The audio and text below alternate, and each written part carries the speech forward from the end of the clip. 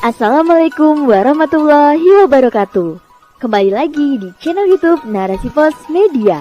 Sebelum menonton videonya, jangan lupa subscribe channel YouTube Narasi Pos Media dan bunyikan tombol lonceng notifikasinya. Inilah Narasi Pos Media. Hai guys, kamu pernah nggak dengar kalimat begini ketika kita berada di suatu pencapaian hidup? Misalkan kita lulus sekolah atau berhasil bikin karya tertentu, tiba-tiba ada yang nyeletuk, enak ya jadi kamu. Kita jadi bertanya-tanya dong, emang iya? Atau jangan-jangan malah kita sendiri yang ngucap, andai aku jadi dia, pasti hidupku lebih mudah. Slow down guys, sabar.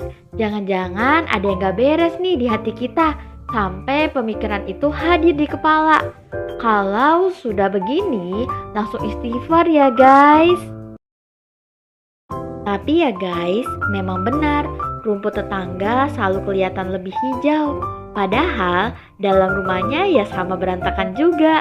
Jangan lupa mampir ke dapurnya, pasti ada sampah dan cucian piring. Atau mampirlah ke gudangnya, ya ada aja barang gak berguna di sana. Itulah kira-kira hidup manusia guys. Bisa jadi yang tampak hanya keteraturan hidup seseorang yang mungkin bikin kita iri. Padahal dia juga punya masalah juga. Hebatnya, dia tidak mengeluh. Bukan kayak kita yang selalu tebar peluh. Kamu pernah dengar gak bahwa manusia punya naluri eksistensi diri? Kita bisa sebut dengan Gorija Bako. Sungguh mulia dan agung penciptaannya Allah Subhanahu wa Ta'ala. Diciptakan naluri ini agar manusia bisa bertahan hidup atau survive, baik fisik ataupun non-fisik. Contohnya nih guys, ketika manusia hendak menyeberang jalan, ia akan menoleh kiri dan kanan. Ia akan memastikan tidak ada kendaraan, barulah dia jalan.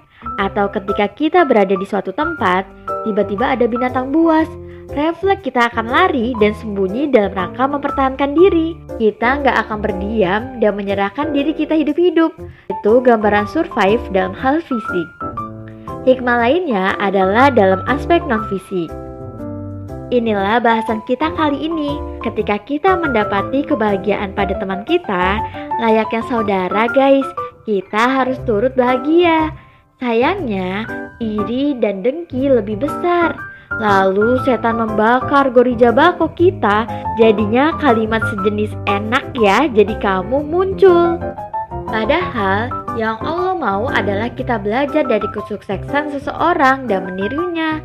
Kita cari pola keberhasilan apa dan kita upayakan. Maka kalimat yang seharusnya muncul jika kita seorang beriman adalah kalau dia bisa, aku juga bisa atas izin Allah. Insya Allah yang akan lahir suasana berlomba dalam kebaikan dan ketaatan. Sungguh manis hawa yang muncul di antara orang-orang soleh. Bisakah kita berlaku demikian?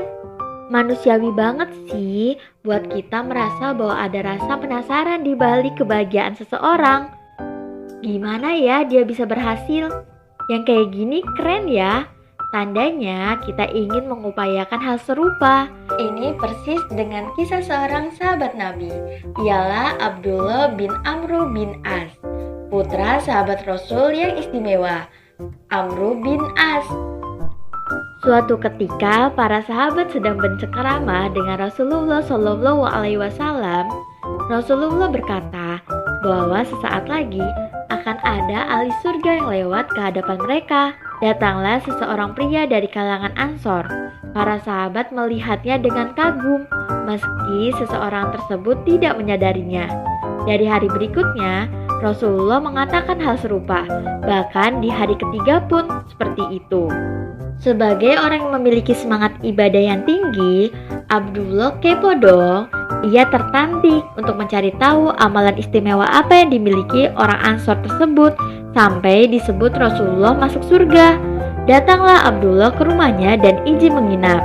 Ia berpura-pura sedang berkelahi dengan ayahnya sehingga ia enggan pulang.